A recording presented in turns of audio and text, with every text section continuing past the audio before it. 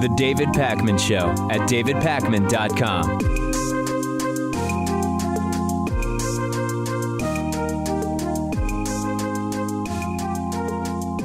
Donald Trump's latest claim about the entire not paying taxes debacle is that he's uniquely positioned to fix the problems with our tax system because he just understands the tax code so well that he believes he is smart for not paying federal taxes, as he was accused by Hillary Clinton in the first presidential debate. Here's a reminder of Trump making this claim from Donald Trump's own Twitter account, as you see, saying, "I know our complex tax laws better than anyone who has ever run for president, and am the only one who can fix them." Trump is going to have to try again with another explanation, because it turns out that an attorney who actually personally oversaw Donald Trump's income tax returns in the mid-1990s, named Jack Mitnick, said that the Republican presidential candidate has always had little interest in the tax code and really didn't understand it nor know anything about it. Here's a quote from Jack Mitnick. He gave an interview to NBC's Today saying, "As far as I know," and that only goes through late 96, "he didn't understand the code, nor would he have had the time and the patience to learn the provisions. That's a lifetime of experience." I love that. He didn't understand the tax code and he didn't seem interested in learning. You could replace the word tax code or the phrase tax code with almost any topic, and that statement would still accurately describe Donald Trump. Donald Trump really didn't understand economics, and he had really no interest in learning. Donald Trump didn't really understand abortion legislation and had absolutely no interest in learning. Mitnick did oversee the Trump tax returns in 95. That's the year from which a portion of the tax return was published by the New York Times, and it showed that a reported loss of $916 million. And Mitnick also went on to tell the Today Show that we don't know whether that loss was used to not pay federal income taxes going forward. Not a surprise, right? We don't have the tax returns from years following 95. Of course, we have no idea whether Trump actually used that loss not to pay taxes. Mitnick also said something that I found interesting, which is Trump has always been more of a concept guy and not really detail oriented. That's pretty evident from watching the campaign, right? Hey, we're going to build a wall and Mexico will pay for it. Right. Well, the Mexican president said that he wouldn't, and it'd be very difficult to get the money to build the wall, and it'd be incredibly expensive, and it wouldn't really actually stop the entire undocumented immigration problem. Those are details. Trump's the concept guy, so he's not going to get concerned with that. Yeah. But, go ahead, Rachel. Yeah. Yeah, but his hypocrisy here is twofold, because in 2012 in January, he said to Greta Van Susteren that Romney was really hurt very badly by not releasing his taxes. And then he went on to advise him to release them. And then he went on to praise him once he did release them, saying they were wonderfully beautiful. So I really just think the hypocrisy here is it's intense. The hypocrisy is actually the story. And I'm glad Rachel brought this up, because I want to clarify.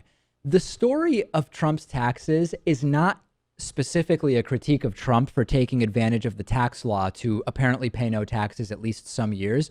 It's a story about hypocrisy, right? When, as Rachel says, when Trump said that Romney should release the tax returns, when Trump criticized President Obama for paying 20-point-something% on his $790,000 income, when Trump slammed the 50% of Americans that he claims pay no taxes, the hypocrisy is the story. And big picture, Donald Trump is not releasing his tax returns in contrast to what every presidential candidate for the last 40 years have done.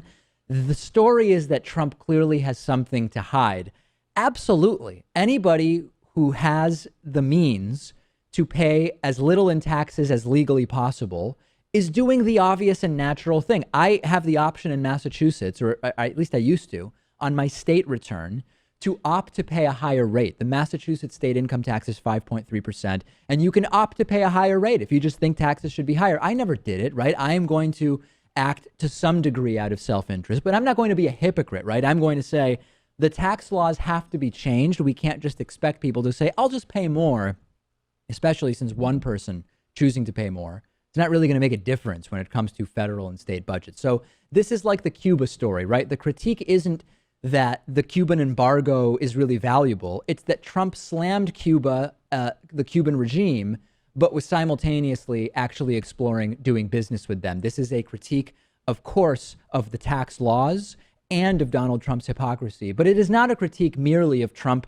doing what he can legally to avoid paying taxes. That's actually more of a systemic problem. Okay, remember after the first presidential debate when Hillary Clinton's campaign put out this ad, which was just basically quotes verbatim of Trump from the debate, denying having said a whole bunch of stuff, and then clips of Trump from other moments saying the stuff he denied saying during the debate. There was no commentary necessary from Hillary Clinton or a narrator because it was just Trump verbatim versus Trump verbatim.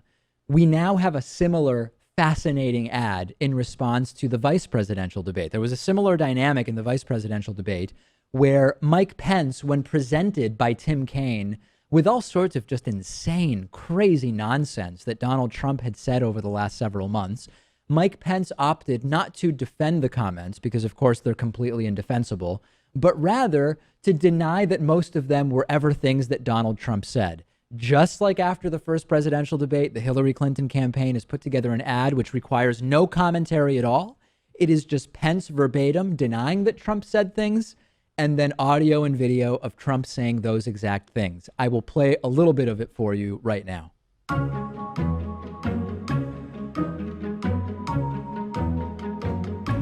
Let's start with not praising Vladimir Putin as a great leader. Donald Trump and Mike Pence have said he's a great leader. And Donald Trump has Putin's been a very strong leader for Russia. Vladimir Putin has been a stronger leader in his country than Barack Obama has been in this country. Donald Trump, on the other hand, didn't know that Russia had invaded the Crimea. Oh, that's nonsense. He's not going to go into Ukraine.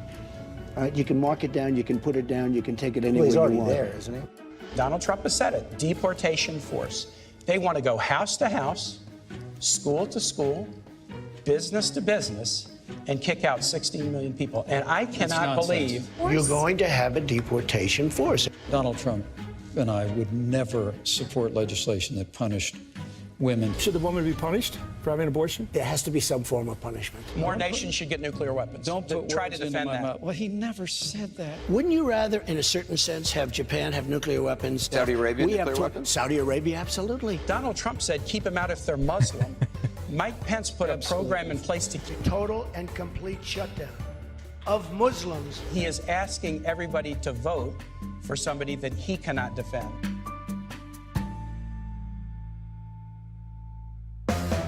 Yeah.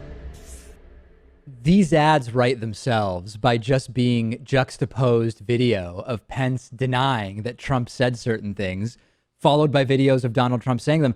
Aren't they making it too easy, Rachel? I mean, there is just no ambiguity about vocabulary or language or anything. It's just what they say during debates and then what they said outside of the debates, a direct contrast.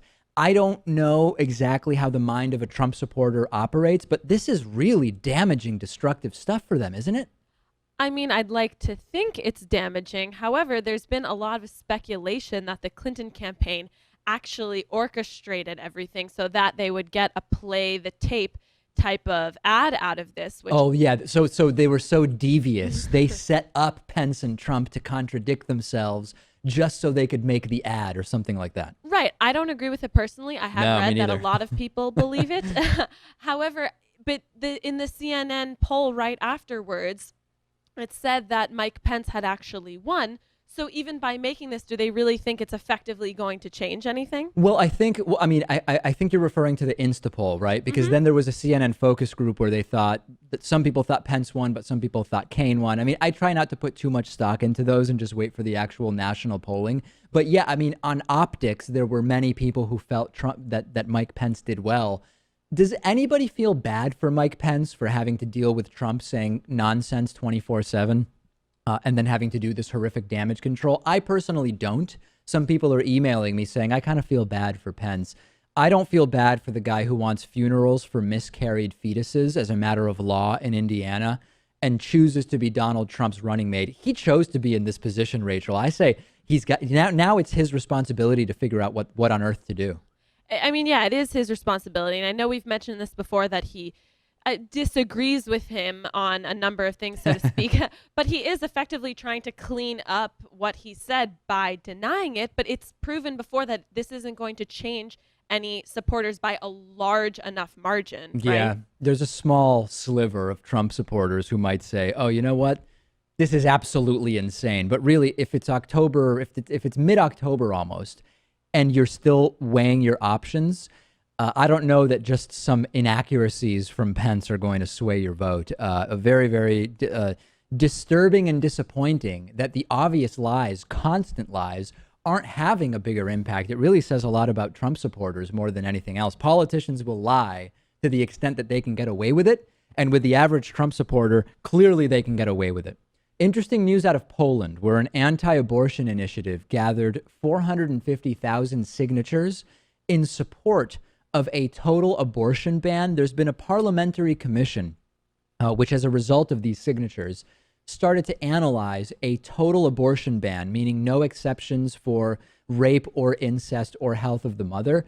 It's at least been slowed down somewhat by these mass protests that resulted from the initial 450,000 signatures. The largest were on Monday, just a few days ago, when thousands of women turned out in Poland dressed in black.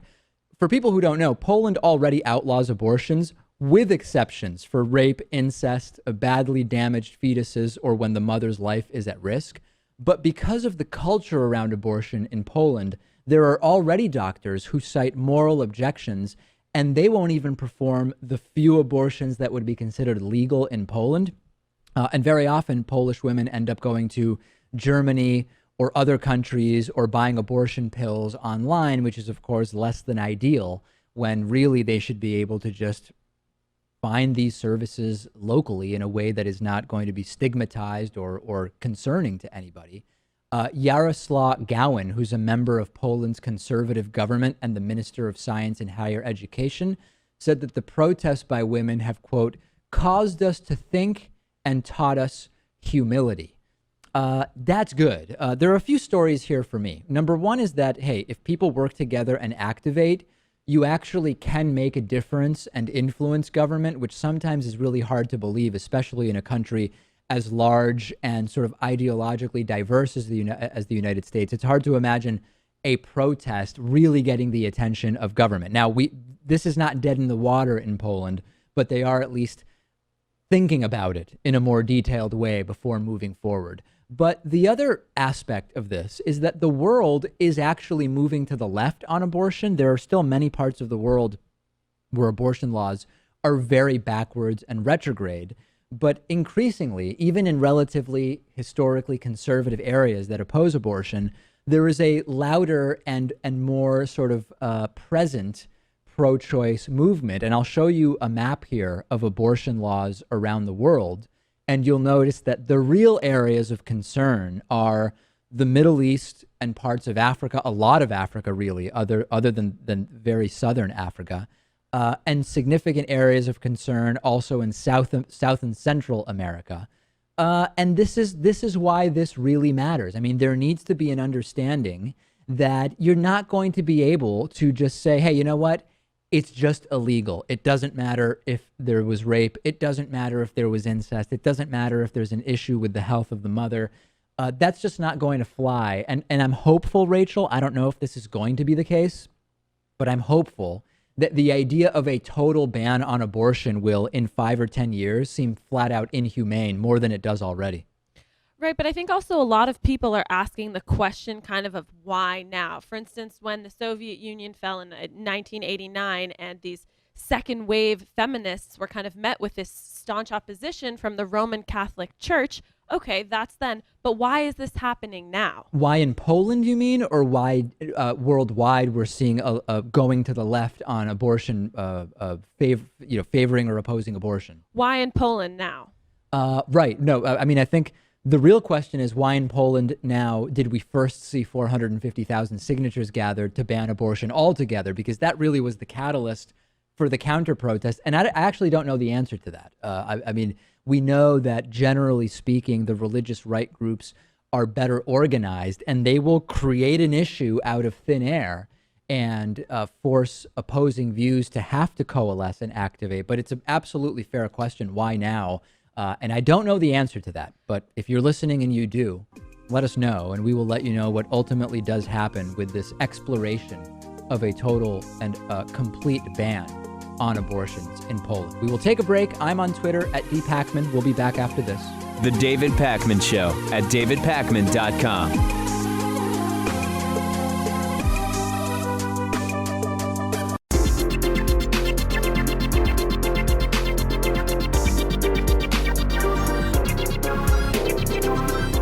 The David Pakman Show at davidpakman.com.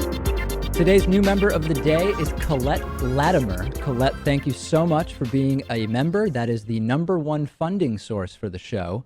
You can, of course, sign up and get instant access to all of the great member benefits, including the world-famous bonus show at davidpakman.com/membership.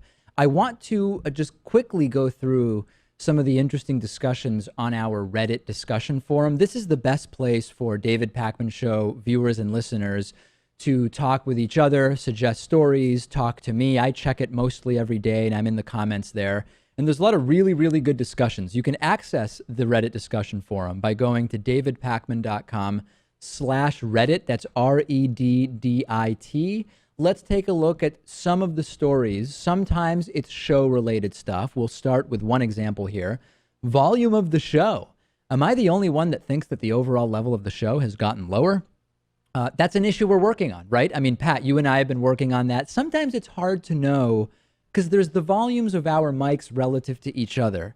And then there's sort of like the total volume of the show relative to other shows people might listen to. And since we've been making changes and upgrades, this is what we call a work in progress. But suffice it to say, people should know we're on this issue. Yeah, you're exactly right. And I'm new at this too, but I think it's getting better. I think we almost have it down. We have it almost down, and today there will be a slight increase to the volume of the show. So know that we are paying attention to the comments on Reddit. Now, here's an interesting post about Dilbert cartoonist Scott Adams and his thought about Donald Trump. There's an article on Slate about Scott Adams. I've been a huge fan of Dilbert for a very, very, very long time. But I have to tell you, some of Scott Adams's recent, I don't want to call it gushing about Donald Trump, but some of his recent comments about Donald Trump I'm not particularly thrilled with.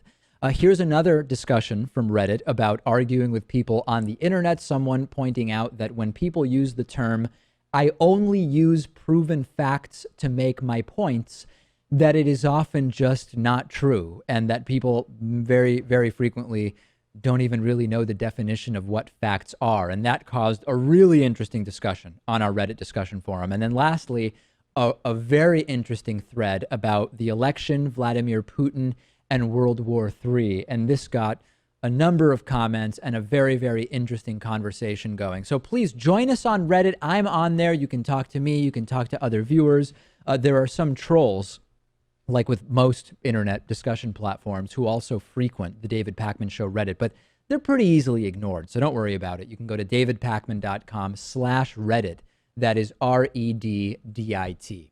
Let's talk about the November election, but not about Trump and Hillary, okay? Let's talk about marijuana legalization, which is on the ballot in 5 states on November 8th. And currently, as of right now, the yes to legalization side is leading in all 5 states, although in some states, not really by huge margins. Anything could happen on November 8th, but let's look at where the polling is now in these 5 states, starting with Arizona.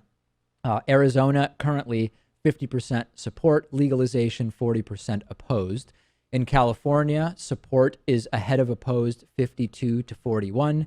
In Massachusetts, it's 53-40 supporting legalization of marijuana. In Maine, it's 53-38 supporting. And in Nevada, not Nevada, I now pronounce it correctly, Nevada, 57-33 in favor of legalization. There is literally no serious argument anymore for making marijuana use a criminal offense. We've had 40 years of the war on drugs. It's done nothing positive. It's done so much negative. I will be voting for legalization here in Massachusetts, despite having absolutely no plans to start smoking pot if yes wins. I mean, Rachel, Pat, are either of you even conflicted about how to vote on this? For me, it's pretty clear. Well, yeah, I'm voting yes for sure. And I think it's seen an increase in support because the oldest generation, the so-called silent generation, at this point is kind of dying off. Yeah. And there's the politically correct way to say it is they're aging out of the electorate. They're aging out of the electorate. Yeah. And there's kind of this consolidation between like the baby boomers who are young during the 60s and 70s and now people who are young now, millennials, and they're all for it. So a yes vote from Pat. I am voting yes on this in Massachusetts. Rachel?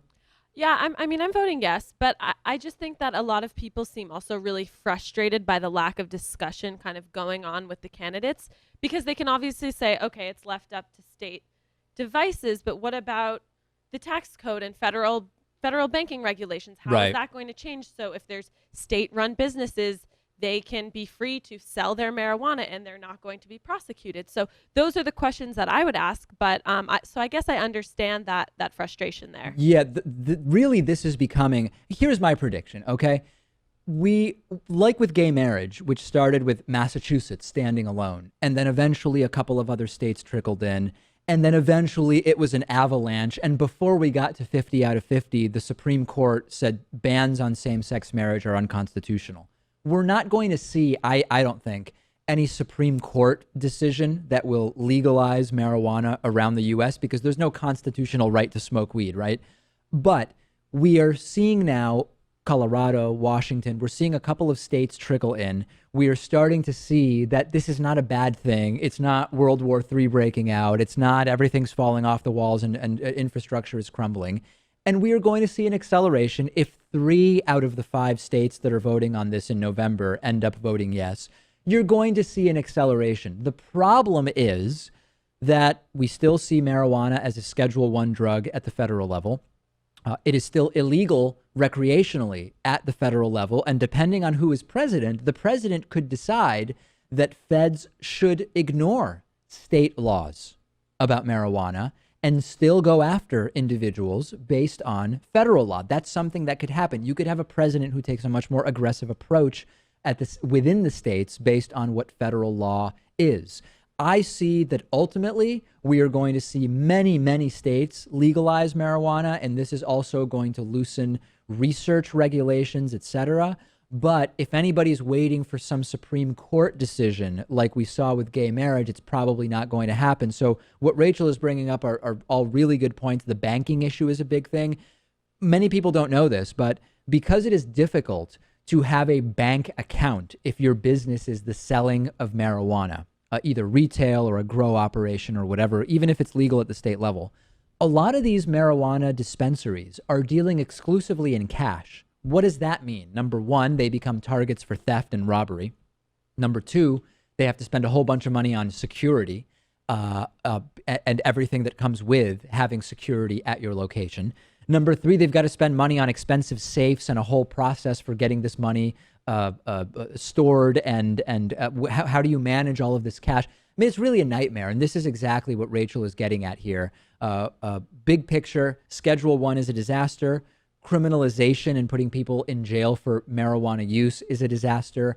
Restricting research on medicinal benefits is also a disaster. And what we do need to continue focusing on is telling the stories of Colorado, telling the stories of Washington and of other countries that have decriminalized and even legalized marijuana. Nothing insane has happened. That's it. I mean, I don't know how else to tell you what's not to like. Do either of you even know anybody who is voting no on this in Massachusetts?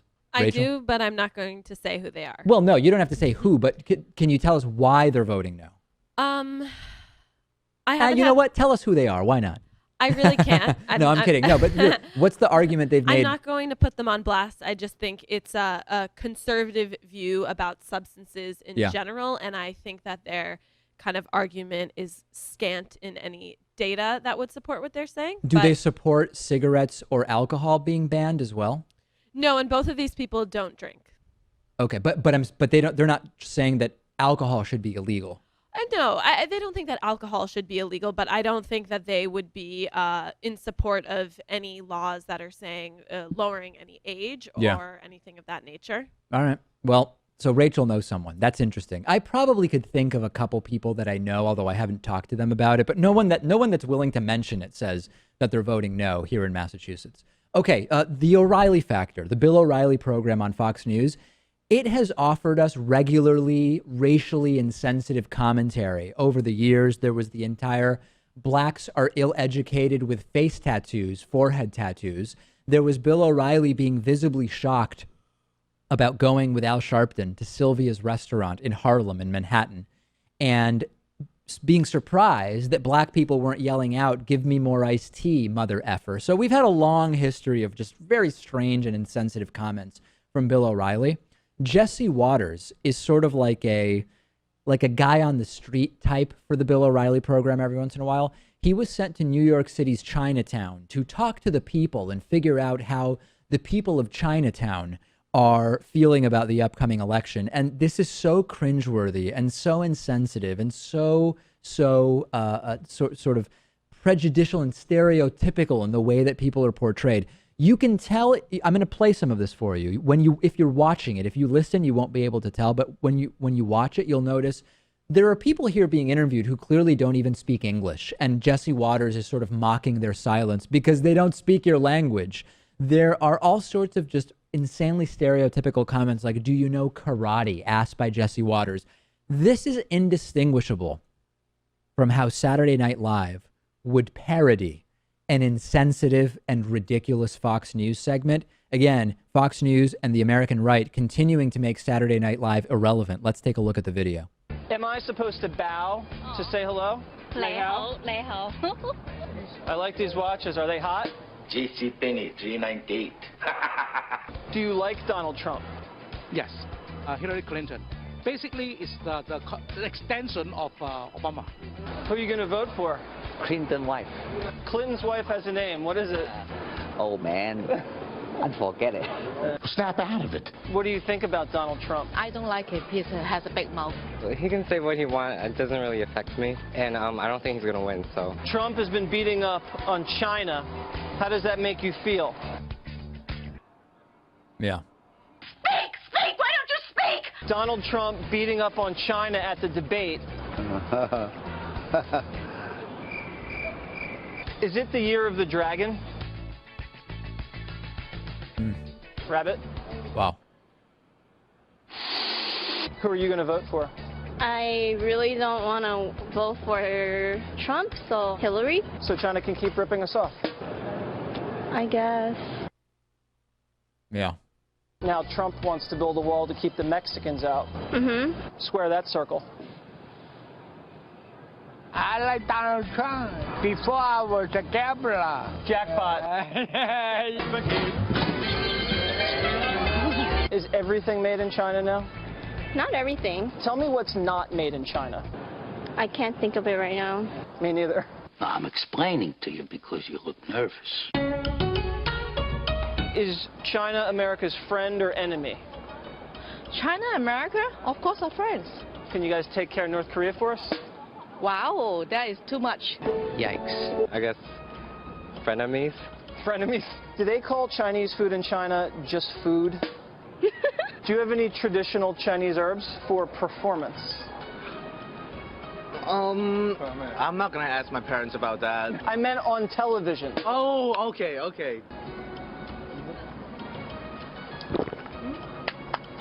Was there a seed in that? Sweep the leg. Do you know karate? Yeah, I know. Hit my hand. That's nothing. Yeah, this went on for a couple more minutes. Really hard-hitting news on the Bill O'Reilly program. The Asian American Journalists Association has demanded an apology, saying that people are being completely humiliated and objectified, targeted as an ethnic group with stereotypes, et cetera. I'm more offended by the terrible humor than anything else. Bill O'Reilly admitted that there may be some people out there who might be offended by this, but Jesse Waters reassured him later that it's all in good fun. When did good fun turn into just mocking an entire culture with the basest and silliest stereotypes? this really is representative of how many on the right see other cultures or races or races or whatever. It's a caricature based on kooky movie portrayals and media stereotypes. I don't know about you guys. I don't truly find this offensive as much as I find it to be a waste of time and just a cringeworthy and embarrassing programming decision by Fox News. Well, it's reality television on a micro scale because Waters kind of specializes in comforting conservatives by making them feel superior to his interview subjects. Yeah, he has a long track record of doing this type of gong show stuff. And this is probably the most outrageous one that I remember. And, you know, people will write in and they'll say, David, oh, you're so sensitive. And people are so sensitive. Everybody's got to stop being a social justice warrior and just relax. That's not really what this is about. Like I'm saying, these are the same stereotypes that are portrayed in movies. Do you know karate, the stereotypical Chinese music, and the handpicking of mostly people who speak with particular accents in English and blah, blah, blah. For me, it's not so much about being shocked by the offensive nature. It's just that they're ridiculing themselves by even stooping to this level. Also, could you imagine if he went to like a predominantly black community and made stereotypes against African Americans? I mean, that would not even be considered. No, that would be, I think that's actually a really good point, which is this is only acceptable with certain groups and with certain stereotypes. And if you imagine this placed in a different sort of scenario, I would still have right-wingers emailing me saying, oh, David, you're so sensitive, stop, blah, blah, blah. But it would, objectively speaking, trigger an even bigger response than this did. Just absolutely insane. Let's take a break. Former Governor Martin O'Malley will join me next. The David Pakman Show at davidpakman.com.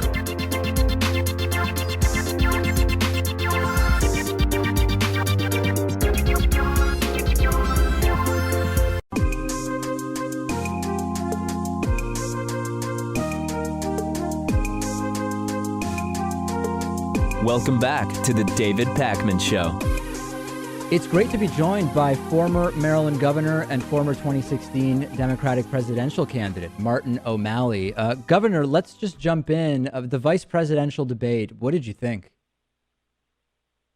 I thought that Tim Kaine, from my perspective, did what he needed to do. He defended not only Hillary Clinton and her vision, but he prosecuted Donald Trump in ways that his opponent really couldn't defend except to falsely say Donald Trump had never said these things. I don't know about you, David, but I thought it was bizarre that Mike Pence could keep shaking his head and say that Donald Trump didn't say things that all of us have been seeing him say on television for the last 3 or 4 months. You wonder if they've banned Pence from watching television since he joined the ticket. But I thought Kaine did a very good job. And one thing that he did that had never happened before on a debate stage was he prosecuted the huge amount of Russian money that's been going in to Trump enterprises and the connections, if you will, that makes Donald Trump the willing dupe for the interests of Vladimir Putin. The thing is, though, in these debates, I completely agree with your assessment that Mike Pence didn't defend the indefensible because there's just absolutely no way. So he said, oh, we never said that stuff. But I'm curious on your view as someone who's been both a participant and observer of these debates for a long time. Many people wrote to me saying that on substance, of course, Kaine absolutely clobbered Pence, but that the optics were that Pence was engaging with the camera in a way that was more pleasing to the audience. At times when Pence would just lie, Kaine would seem sort of visibly distraught and jittery and unsure of where to look. These issues do impact a viewer's perception of who does better or worse, don't they? Well, I think that's fair. On substance, clearly Tim Kaine won the debate, and on style, I can see why people would give it to Pence. He's a rather cool character. I served with him in the National Governors Association. Yeah. In fact, I served with Tim Kaine as a neighboring governor. But I do think that ultimately, I think substance prevails. But I think that people saw Tim Kaine who was more animated than usual. But then again, you know what? Maybe Democrats need to get a lot more animated than they've been through the course of this race so far. And maybe it's good that we see Tim Kaine having some fight and feistiness and going after these guys. Well, along those lines, I was super interested in the dynamic in the debates with Secretary Clinton and Senator Sanders and you during the Democratic primary. And of course, there was no question to anybody who watched that there was no deficit on your behalf in terms of an understanding of the issues. In looking back, when we talk about energy and optics and substance, as you sort of Monday morning quarterback your campaign, why do you think you ultimately didn't connect with voters in a way that led to more polling support? Oh, wow. You have time for a beer? We could unpack all of that. Let me give you the short non-alcohol radio version. Please. There was a tremendous amount of angst, anger, profound desire to protest that affected the entire electorate this year. I kept hearing before I ran for president, people say we need a change, but I underestimated just how much people wanted to pull their car into the angry lane, park it, and throw the keys out the window. That came to that desire, that sense that our politicians aren't listening, therefore we need to break the kitchen table, manifested itself in the Republican Party with the rise of Donald Trump, the first time that a third-party candidate or candidate from outside the party has taken over the Republican Party and makes these overtly racist and fascist appeals that just made his popularity soar. Vice President Gore described it to me this way. He said that the most revealing interview he saw was a lifelong Democrat asking why he's voting for Donald Trump. And this blue-collar guy said, because my country's got cancer, and Donald Trump's just the chemotherapy we need. Hard to disqualify chemotherapy by simply calling it poison repeatedly. Yeah. What people are looking for and what Hillary Clinton has to offer are the actions that we can take together that will complete this story of America's recovery in such a way that not only is our country doing better by creating more jobs, but families are doing better by creating more income. We need to make wages go up and not down. And that's, I believe, the task before Hillary Clinton in this next debate. We certainly had a lot of people in our primaries that also just wanted to break the kitchen table. But breaking the kitchen table doesn't put food on it. Is that a reference to Bernie Sanders? I mean, is that certainly the dynamic of the Sanders campaign was, yes, damn right, people should be angry. Is that what sort of you're referring to? Yes, I am, and I think it was as Donald Trump's appeal was also complicated by racial fears and fear of the world and xenophobia. I think that part of the appeal on the left and our party was also fueled by Donald Trump's rise and by our failure to debate him or to take the debate stage ourselves as Democrats from June through October as he rose. And a lot of people in our party thought, well, if we're not going to have a more contested primary, the only thing left to do is to protest both the front-running candidate and also the rise of Donald Trump. I think Bernie Sanders made some really good points in the primary. They were points that he's been making for 40 years about income inequality, and he really had that message honed to a fine tune. And this platform has been informed by our primary. Hillary Clinton took the best ideas that Bernie Sanders and I had to offer on affordable college. The platform also incorporates something I advanced throughout that campaign, a clean energy grid by 2050 for the United States of America. For the first time, we are advocating in our party's platform repeal of the death penalty. So our party's contest was one of ideas. And in this year of anger and protest, the ideas, while we talked about them, motivating analysts, the hallmark of I think this year will be people's profound desire to protest. All right, we've been speaking with former Maryland governor and former 2016 Democratic presidential candidate Martin O'Malley. Thanks so much for joining us. We will take a break and be back with more right after this. The David Pakman Show at davidpakman.com.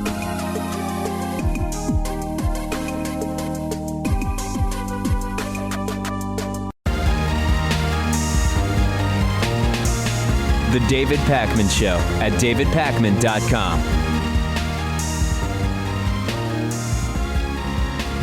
This is crazy, but it is true that it's getting pretty close to Thanksgiving and its ugly cousin, Black Friday, the major shopping day where stores open earlier and earlier. It used to be 7 a.m. on the Friday after Thanksgiving. Then when I worked at Circuit City, it started being, I think, 6 a.m., then it became 5 a.m., then it was midnight the night before, and now it's even during Thanksgiving at many places. Mall of America, however, is deciding they will not be open on Thanksgiving at all this year. This is the biggest mall in the United States. They've notified employees, they've notified tenants, etc.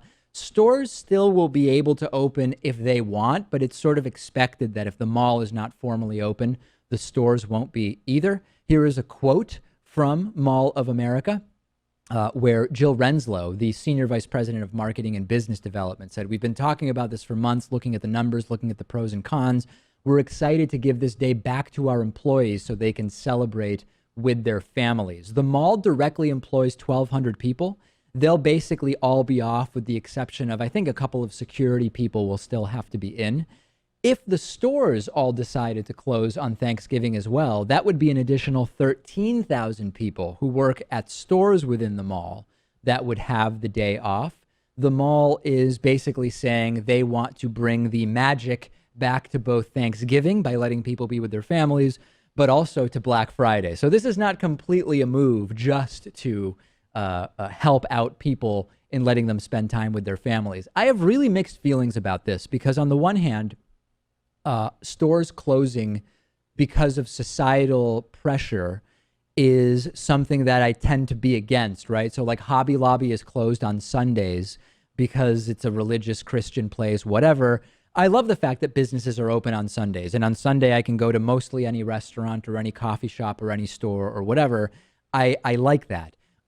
On Christmas Day or Easter, I like that more and more restaurants and coffee shops, at least in Massachusetts, choose to open because a lot of people don't celebrate those things and they want something to do. At the same time, I recognize the utmost importance of work-life balance and that Thanksgiving is a time where many people, not all, but many people do want to be with friends or family or traveling. Growing up, since I'm not from the U.S., my family never did anything on Thanksgiving, but we still traveled, right? We would go to Montreal often, which doesn't have Thanksgiving, or go elsewhere. So I really do feel mixed about this. As a general rule, I think that stores should decide what they want to do outside of societal pressure. So if society wants places open on Thanksgiving and the store says, no, we want people to have the time off, then that's what the store should do. If a lot of stores say, hey, you know what? We live in an area where more and more people, we live in a world, in a country where more and more people are not considering themselves religious. So we'll be open on Christmas if it falls on a weekday or whatever. But I really have mixed feelings, and I'm curious if either of you two want to comment on this. And if not, that's fine. Do you have strong feelings one way or the other? Because I don't want places closed for one religion's holiday. But at the same time, to the extent that we have federal holidays, I do want people to have time for their families and their lives. I would agree with that. However, I really just think that this is kind of business driven because for a lot of stores, that 5-week period is critical for about 25% of their annual sales. Yeah. And they don't want to dilute it, essentially, so to speak, by starting early, because in 2014, I think there was about an 11% dip in sales because they started early. So I really think this is all business driven. So you're saying the idea is they've established that by spreading out these post-Thanksgiving shopping extravaganzas, somewhat on Thanksgiving and somewhat on Black Friday, they sort of diluted and it seemed less special or attractive, and overall they sold less stuff. But by saying Thanksgiving is Thanksgiving, then it's going to get nuts on Black Friday, maybe they're going to get more people interested in shopping on Black Friday. Right. Yeah, that's a possibility. Definitely a possibility. When I worked at Circuit City, it was a nightmare. We had to show up at 6 a.m. for a 7 a.m. opening. It was total chaos. People buying surge protectors that after mailing in 10 rebates ended up being free, or you made $1 back on it.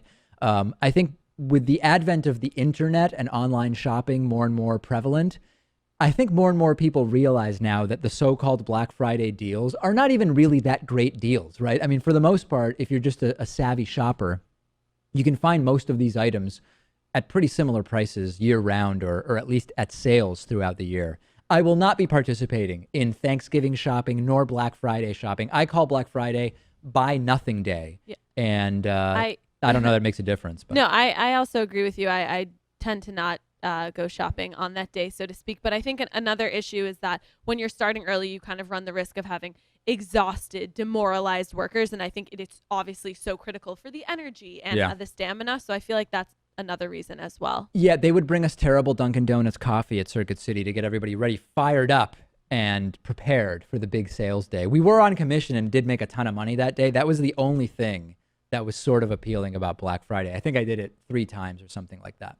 Okay, let me follow up about this YouTube monetization story. You may remember that some time ago, I told you that YouTube rolled out what they called a new policy of notifying YouTubers when videos do not meet the requirements for monetization. My speculation and that of others was that actually they've also restricted the topics of videos that are eligible for monetization.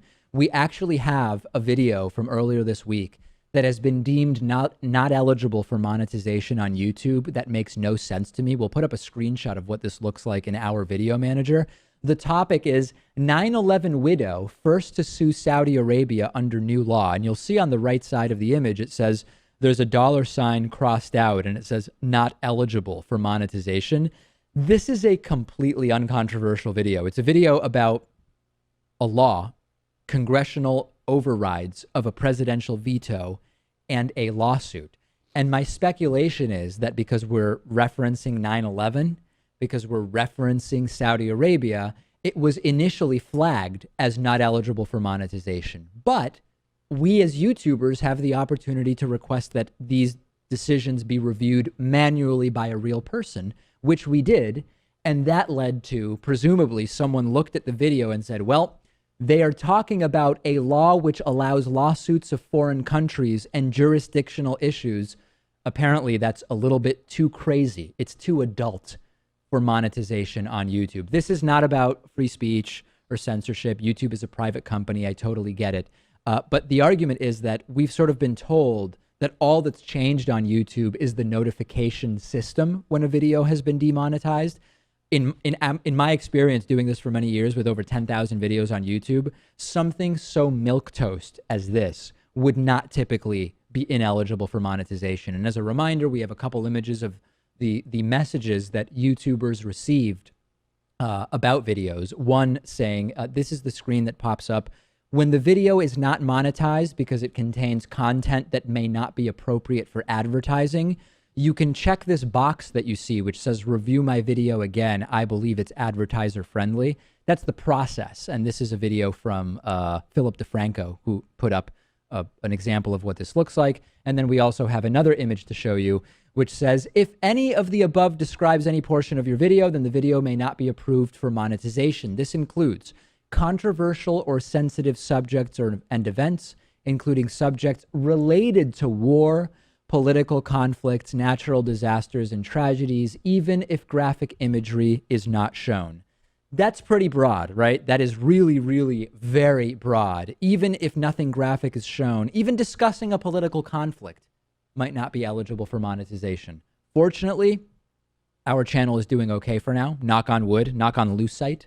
And most of our videos are still monetized, but I know that a lot of people who watch the show are YouTubers and they care about this. So that's the latest update on what's going on there. We have a voicemail number. That number is 219-2-DAVID-P, and here is a voicemail that we received. Yo, David. I'm just calling, was listening to your show the other day and learned something very interesting. See, I was kind of behind on your show and I was looking to catch up. So I was listening to your podcast on 1.5 times speed, try and cover more ground. And what I found was you speak with such deliberation that even at 1.5 times speed, it's a very believable speed for someone to speak at normally.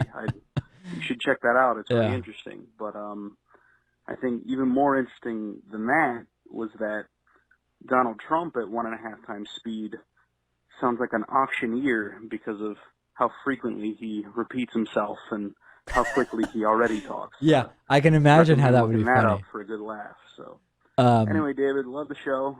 Take it easy, yo. Jay Tomlinson, host of Best of the Left podcast, told me he listens to my show and all shows at 1.5 speed just because he has so much stuff to listen to that it just covers more ground. It covers more ground that way. That is very funny. We've got a great bonus show for you today, but no time to tell you what's on it. Trust me. This I can assure you, as Donald Trump would say, it's a good one. The David Pakman Show at davidpakman.com.